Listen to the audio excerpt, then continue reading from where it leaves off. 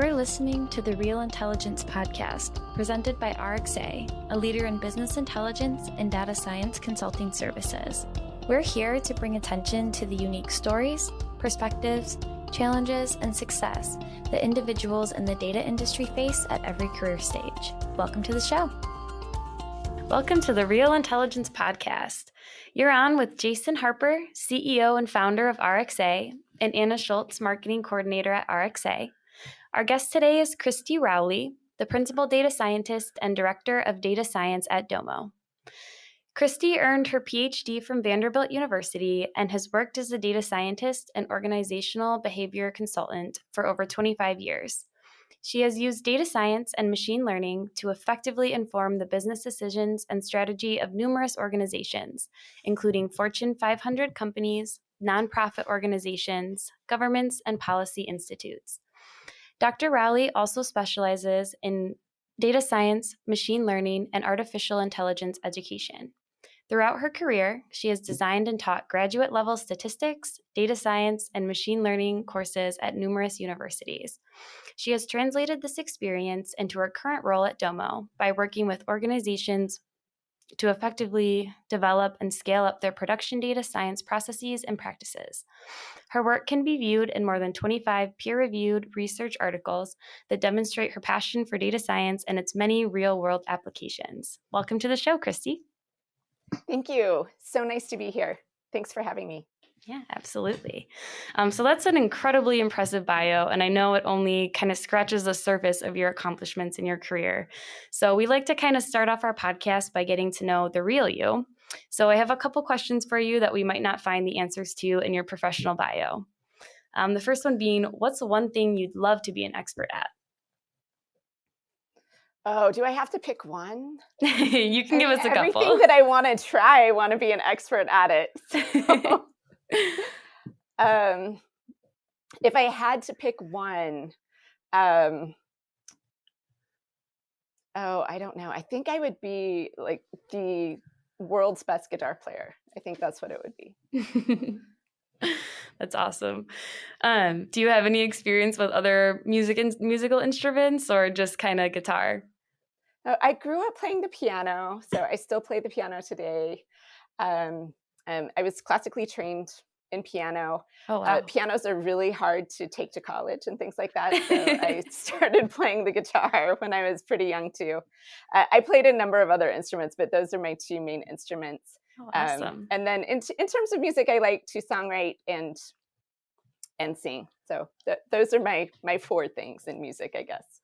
That's awesome. My second question is, you mentioned to us in our previous discussion that you always wanted to be a lawyer and actually turned down a couple opportunities to attend law school. So what kind of changed your mind and drew you to a career in data?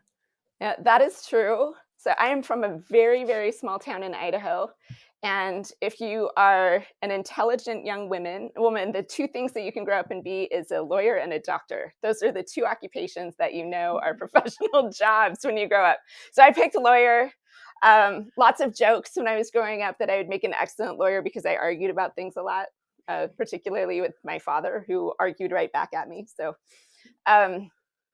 I thought that that's where I was headed, to law school, and I had two opportunities to go. That's what I was going to do, and just kind of decided it wasn't for me. I did some internships with some law firms, and I got to shadow a few lawyers and found out that while I was really fascinated about what they did, and I had absolutely loved law school, I don't know that I would have enjoyed being a lawyer per se. So I changed my mind and I went the academic route and started doing research a lot more.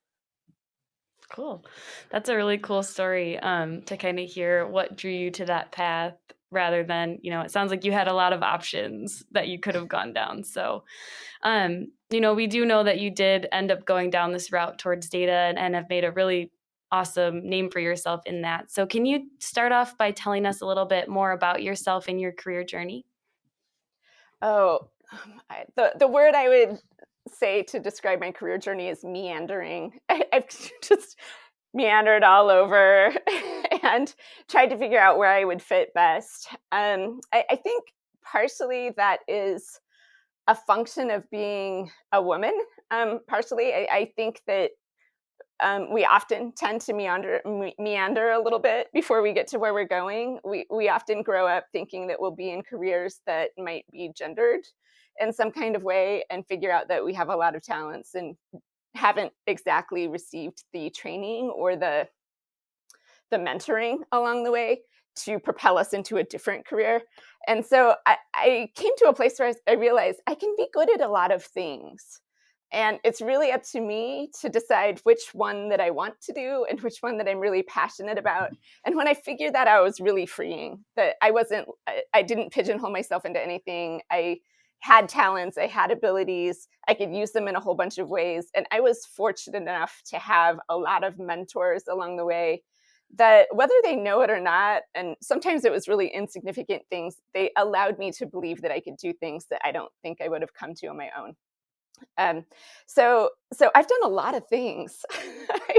I've taught English as a profession. I was a professor. I came to Domo. Domo made me an offer I couldn't refuse, and I came to Domo about 5 years ago, which was a huge change from academia. And when you're in academia, you kind of believe that academia is the best home you could ever find. And so leaving academia is really hard. And that was the most scary transition I've ever made in my whole entire life. And I made it, and it's so much fun. It's so much fun to be in tech. I love it so much. So I don't know. I meander a lot, and I don't regret it. It's not very streamlined, but I've learned so much at every step along the way. And I don't know, if there are people out there who feel like they're meandering, I wouldn't necessarily discourage it. At some point, you do have to get a real job, and at some point, you do have to commit to something so you can propel yourself and be who you want to be. But it's okay to figure it out first. Well, I love that, and thank you, Kristie, for being a part of our show today. Like, we are really honored to have you with us and talk about your meandering. I think that's really good counsel too, to allow yourselves people as you're exploring careers and learning who you are and what really interests you, to allow that sort of meandering. That's a great way of looking at it. And you've done a very effective job meandering through some really impressive jobs that anyone would love to land on. So that good for you to continue to look for until you found something, at Domo. The one of the things you said too that I found interesting. So your background, piano, guitar, music. One of my kind of hacks for finding who's a real data scientist is, are they musically inclined?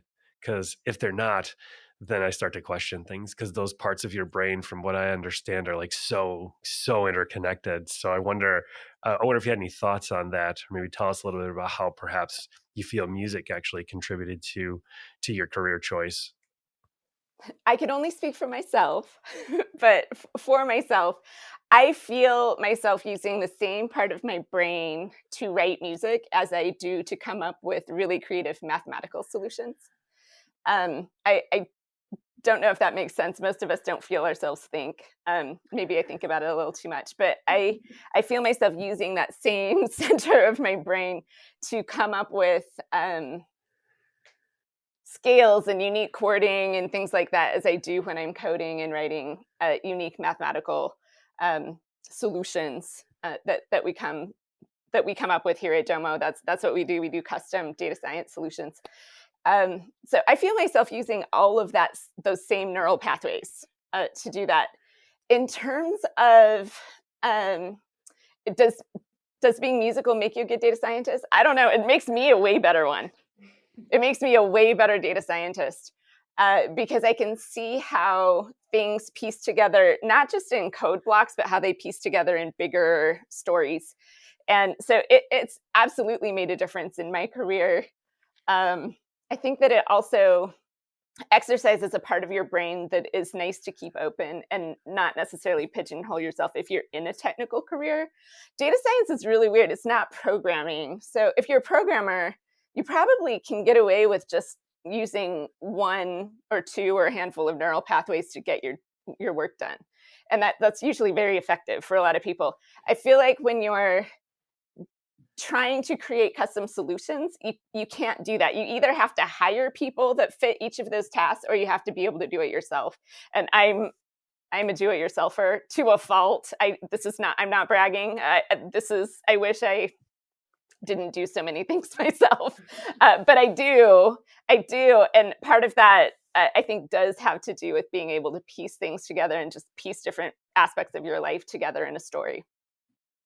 Well, I think one of the things I say probably too often is that the dirty little secret of data science is that it's more of an art than a science. And I think that what you're describing there, the creative process and that methodology that you're developing in writing music, and that probably does actually help train and think creatively to solve these custom data science solutions that you're putting together for your customers. I think it probably does directly help. I agree with everything you're saying there. And I think one of the other questions I have too is, and you kind of touched on it, being very hands-on, is through your career, at least over the history that I've gotten to know you, you have an extremely technical role, but also a very strategic role. And you're sort of straddling that back and forth between having to get in and be very strategic, and then implement and do things super technical. And so I'm wondering if you could maybe just talk about some of the methods or skills you use to sort of like bridge that gap to go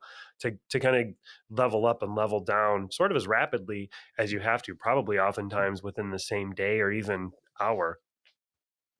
You are right. I don't think about that very often, so I'm glad you pointed it out.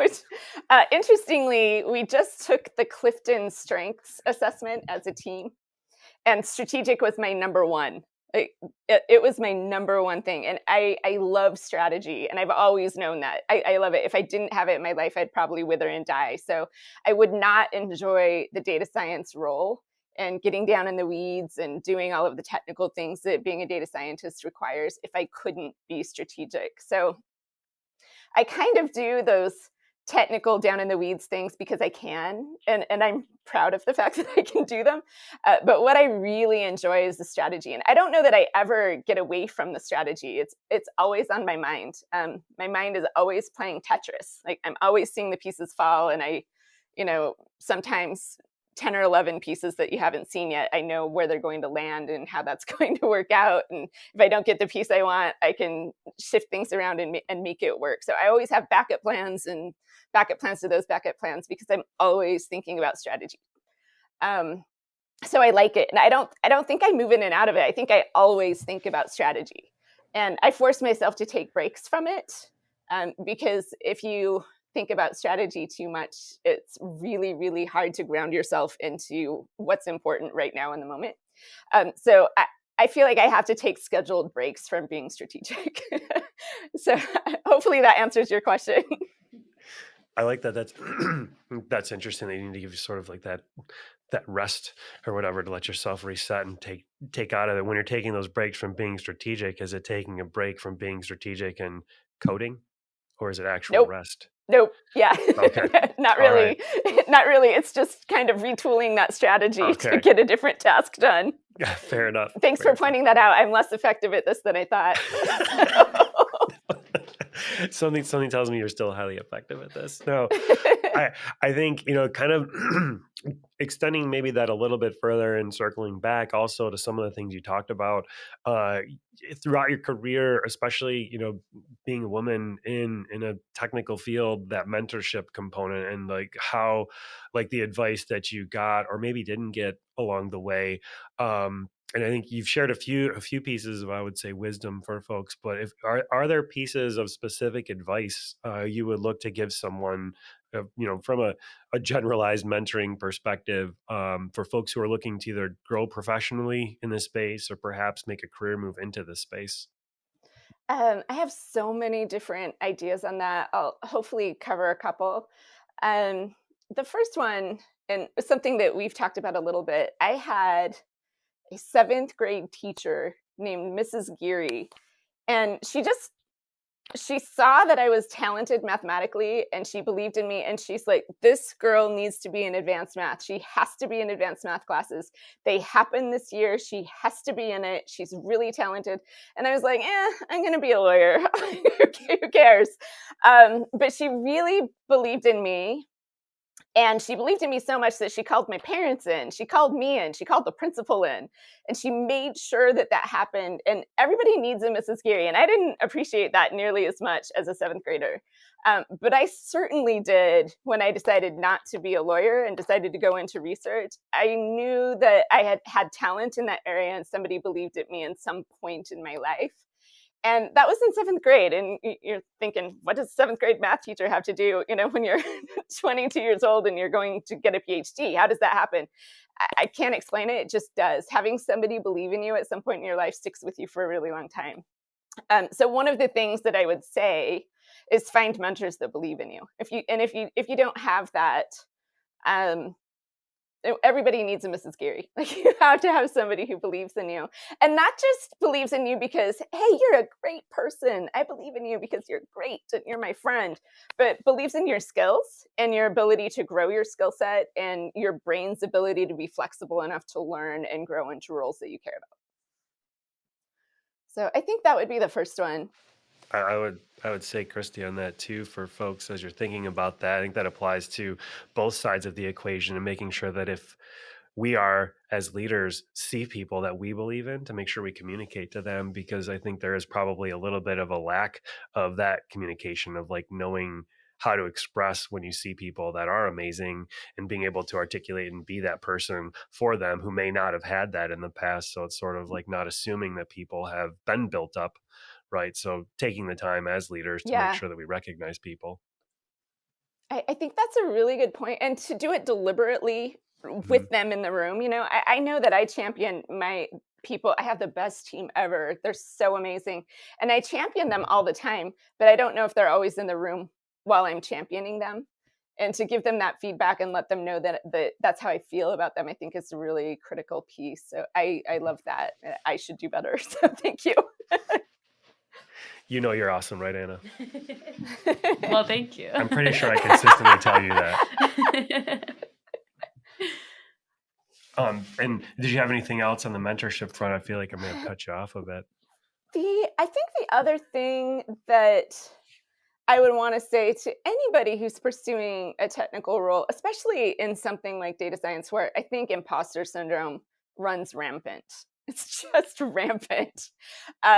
Nobody feels like they're good enough, and everyone kind of feels like they need to peacock a little bit and always have all the answers. And I rarely find that approach is helpful.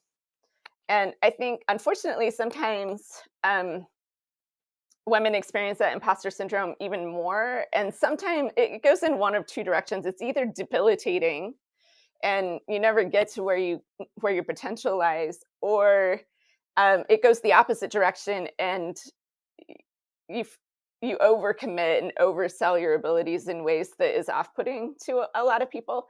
And I find that just being really honest about who you are and what you know and being willing to learn and grow is almost always the best approach. In fact, when I interview people, one of my goals is to ask them questions until they say that they don't know the answer. And if they never say I don't know, then I don't hire them. So they need to be humble enough to admit when they don't know something, and also know how to deal with stuff when they don't know the answer. You're not always going to know the answer. Like, my team is pushing the boundaries of what data science can do and what machine learning is capable of all the time. We always don't know. I spend my time doing something every day that I don't know.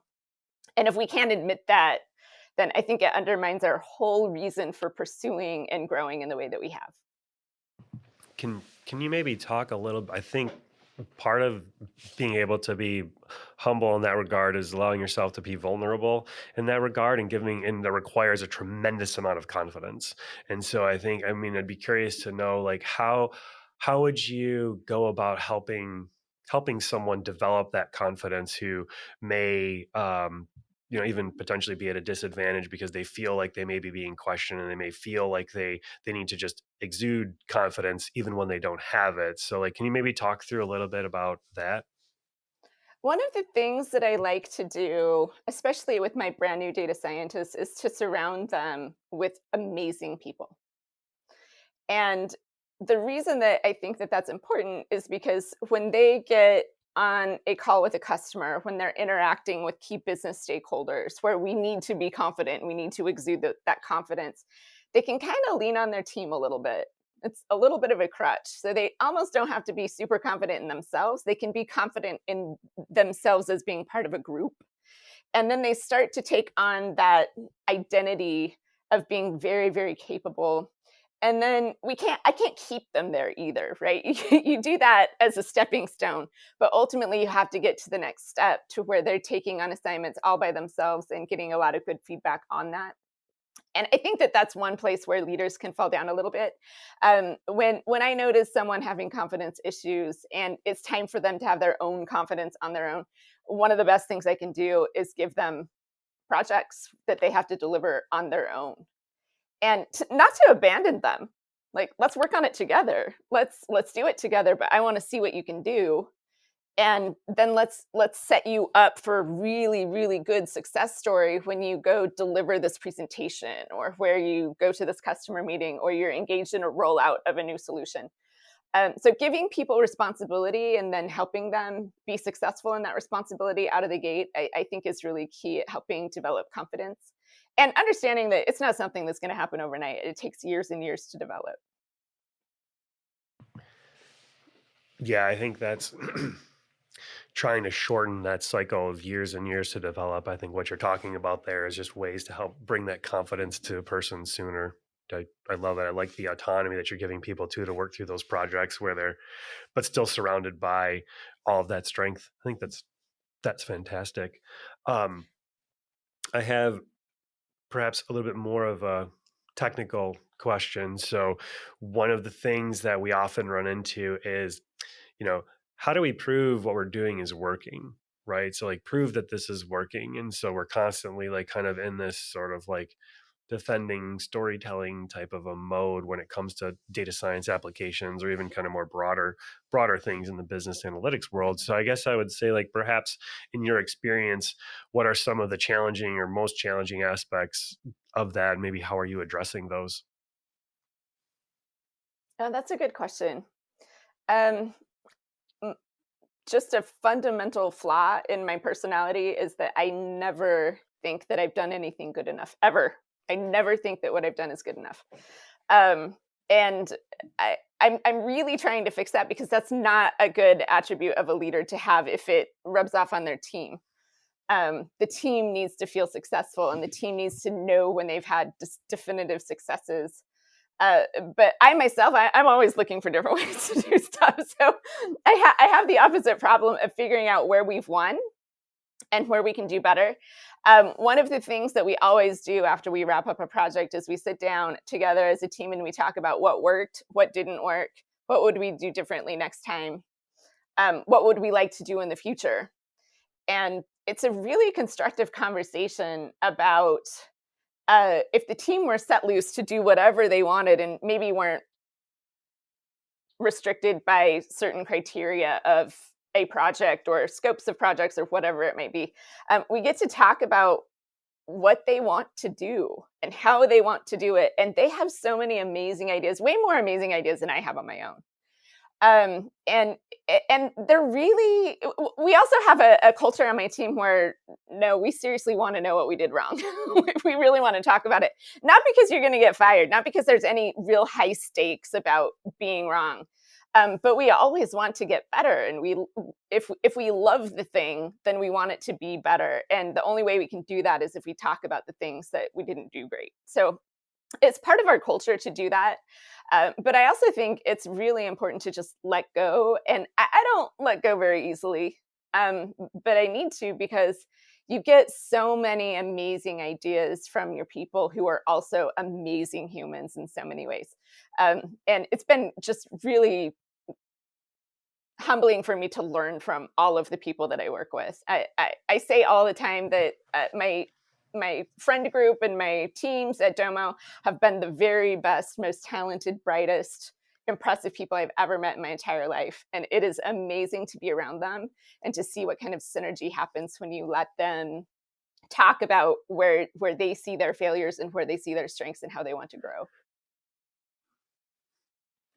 Got it. I mean, I think, yeah, it's and a lot of what you're saying too really comes back to the team that you're with and that you're building and that you're a part of. So I think that's a really good, that makes a lot of sense. And I think too, one of the things you said, you never feel like your work is good enough. And I'll just share from what I see, I'm constantly impressed and amazed by what you're doing. So, and from my Thank opinion, you. it's beyond good enough from what I'm seeing. It's amazing. Kind of along those lines, I have sort of one final question that I'll put out there for you. Can you, so you work at Domo, can you share something that you love about Domo that folks like myself who don't work there wouldn't know?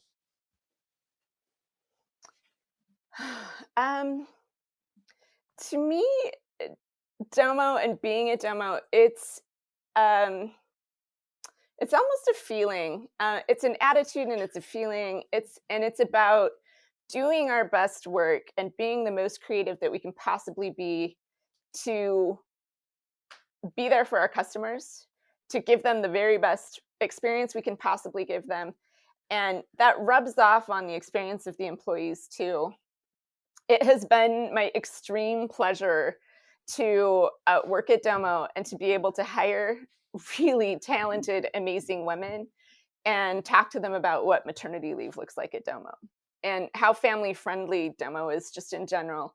And so all of that effort that we pour into our customers, and it's not because we come from 9 to 5 and check, we did our job.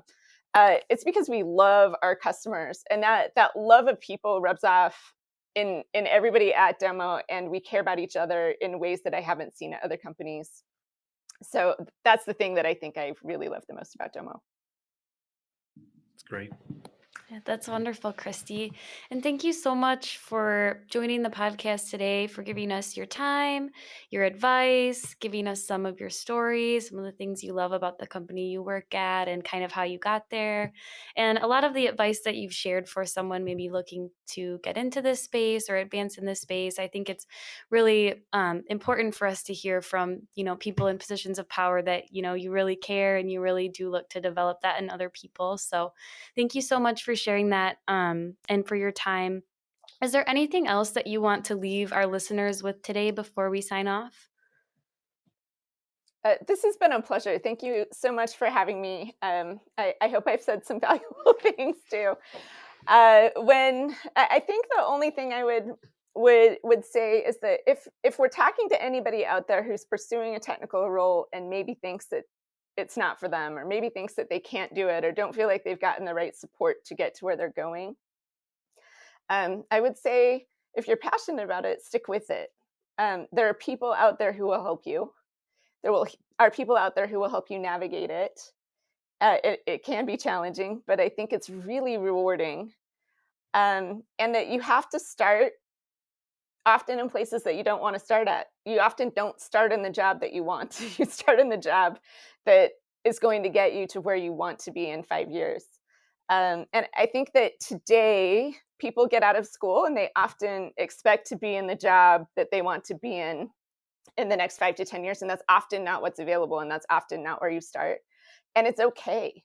It's okay. Just take every opportunity that you get and turn it into the thing that you want. I did not actually come to Domo as a data scientist. That's absolutely what I am. But I came to Domo in a completely different role because I saw potential, and there were no data scientists at Domo when I got there. So there was no data science consulting. There really was no data science part of the product. And so take the opportunities that are in front of you and make them what you need them to be to grow into the person and the professional that you want to be. The Real Intelligence Podcast is presented by RXA, a leading data science consulting company. RXA provides project-based consulting, staff augmentation, and direct hire staffing services for data science, data engineering, and business intelligence to help our clients unlock the value in their data faster. Learn more by visiting our website at www.rxa.io or contacting our team at learn@rxa.io today.